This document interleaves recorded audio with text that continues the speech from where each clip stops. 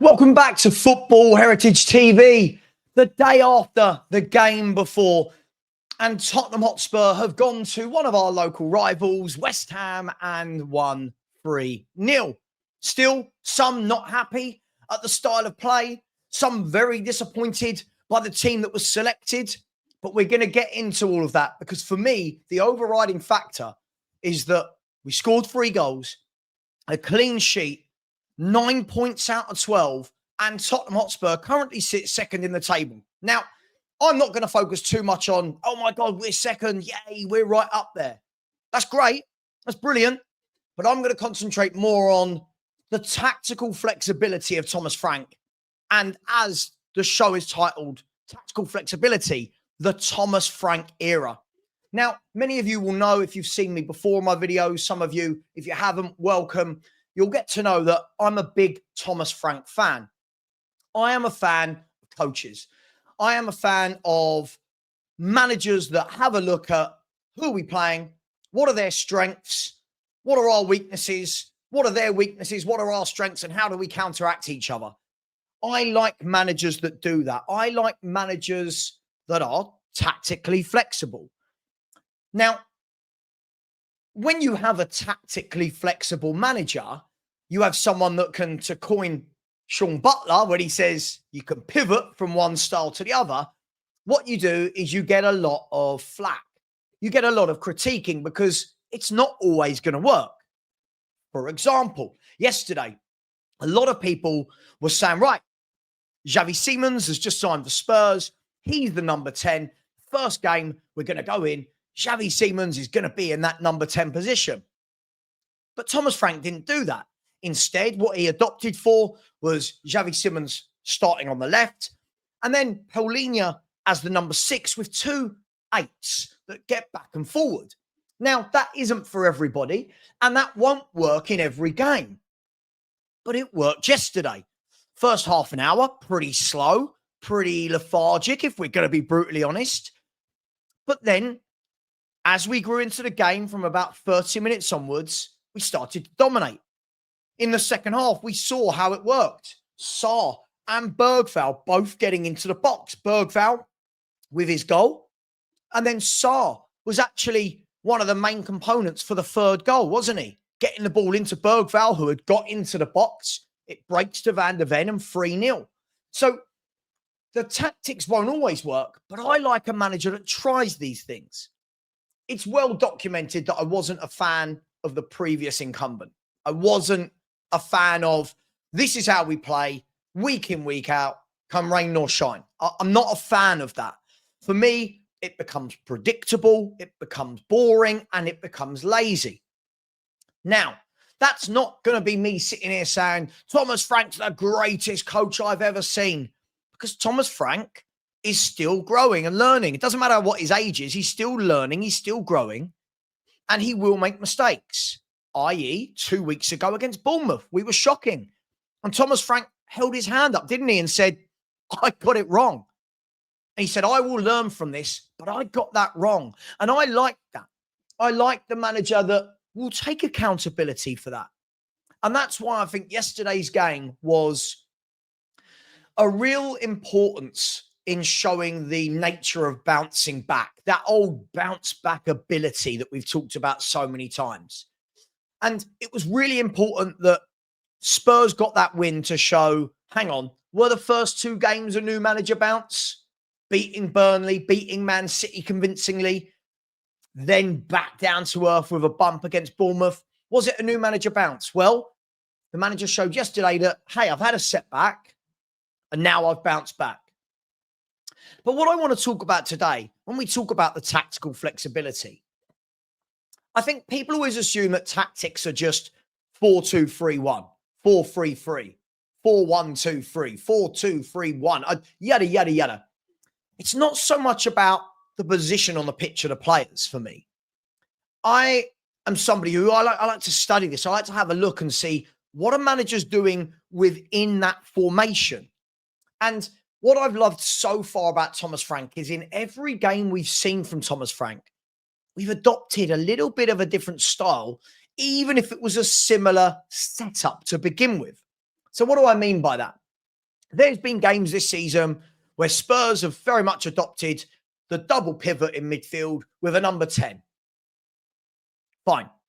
Yesterday was the complete opposite of that. Yesterday was the number 6 with 2 number 8s trying to break the lines. So the same formation in essence, but slightly different how the players are deployed. And I really, really admire that. I really like to see that.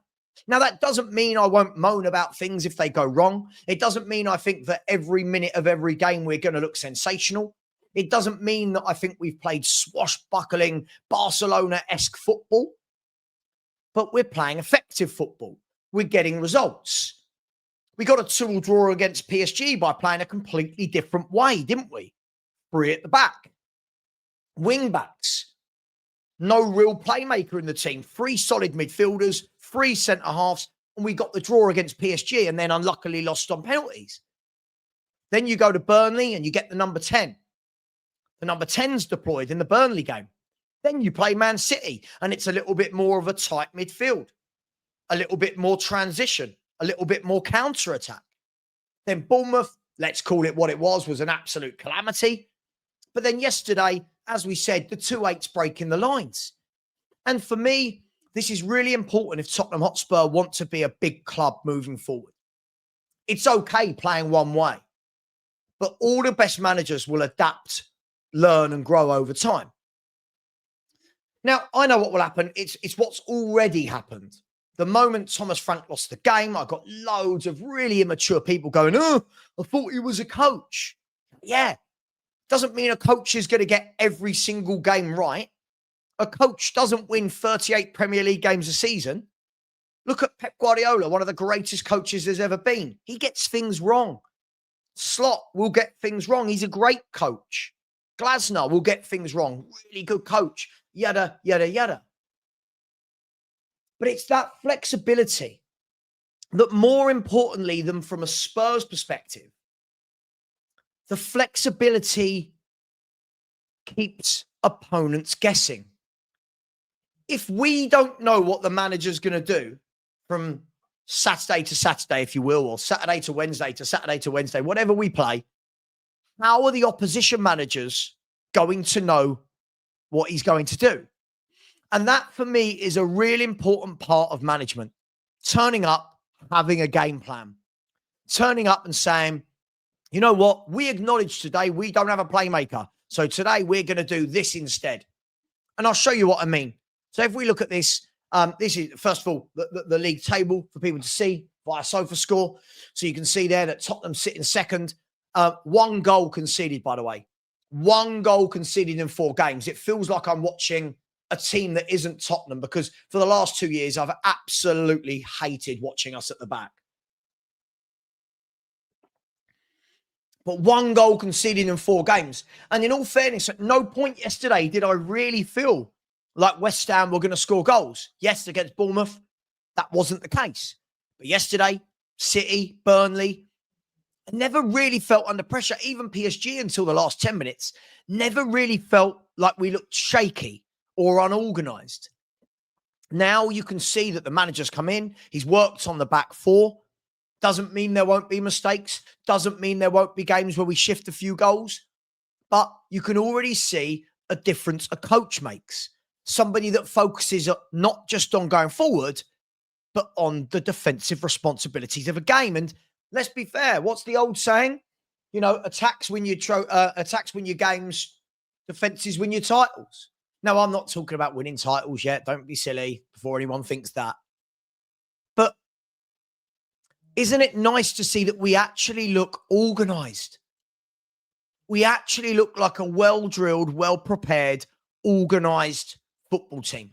Now, this isn't what I was going to show you. There's the league table, so you can see Tottenham, one of 4 teams on 9 points. Obviously, we will go third today. If Liverpool beat Burnley or draw with Burnley, then they will go into first and Spurs will drop down into third. But after 4 games, if I had said to you 9 points from a possible 12, you would have bitten my hand off, right?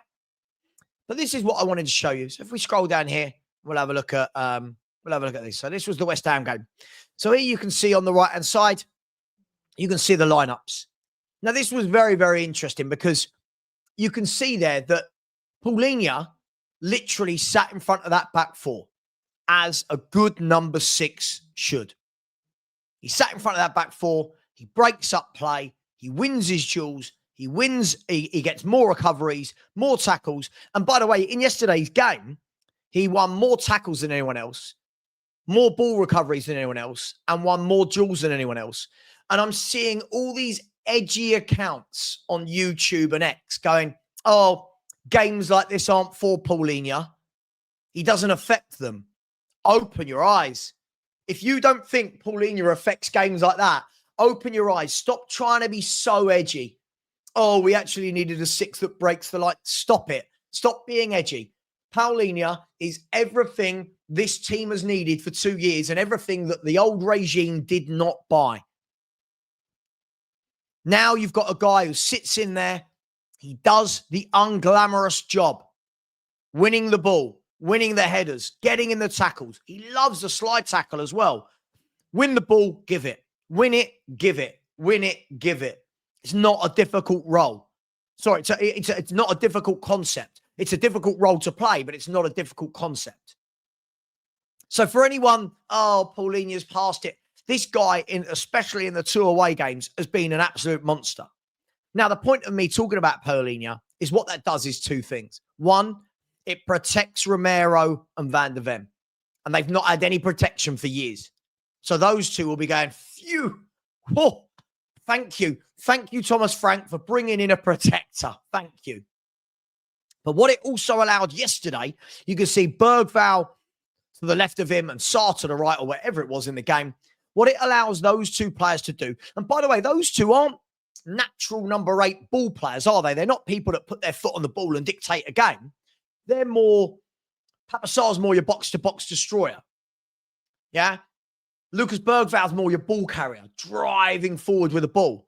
But the blanket, the safety blanket of having Paulinho there that allows them to do that is massive.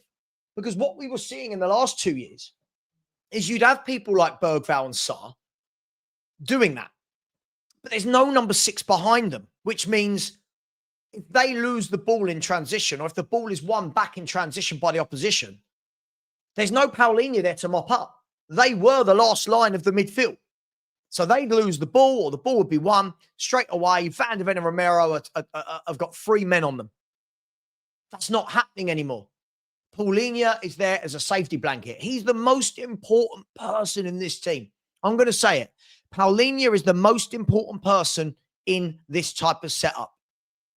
Now, that doesn't mean we will play that style every game. It doesn't mean we will play that style every game. There will be games where Tottenham Hotspur adopt, right? So let me show you this. So if I put, let me show you this. So for example, there will be games where Tottenham Hotspur might adopt something a bit more like this. Let's see if I can bring this up on screen. There we go. So there will be games where Tottenham will adopt something a little bit more, forget who the players are, a little bit more like this. More of a traditional 4-2-3-1, where Xavi Simons then becomes your number 10 rather than floating from out wide left. And now you've got a completely different dynamic. Now you've got Paulinho and Bergvall in a 2 instead of a 3. Paulinho will still do his 6 duties. Bergvall will be your box-to-box who's carrying the ball, but it allows Xavi Simons to get on the ball. Now, forget whoever the left winger is. That's not the point of this story. But this comes down to what I'm talking about, the tactical flexibility. We have not seen this at Tottenham for years. We can play a 4-2-3-1. We can play a 4-3-3. We can play wing backs, whether you want to call that a back 5 or a back 3. We are now tactically flexible. And for that, I am truly grateful. And that is why I am calling this the Thomas Frank era. Now, there will be people that they can't get over the last manager leaving. So they want to knock everything this manager does. Every substitution. Every bit of team selection. Yesterday, don't like this lineup. Don't like this lineup. Cool. But we wanted a manager that isn't predictable. We wanted a manager that will try different things. Now we've got that.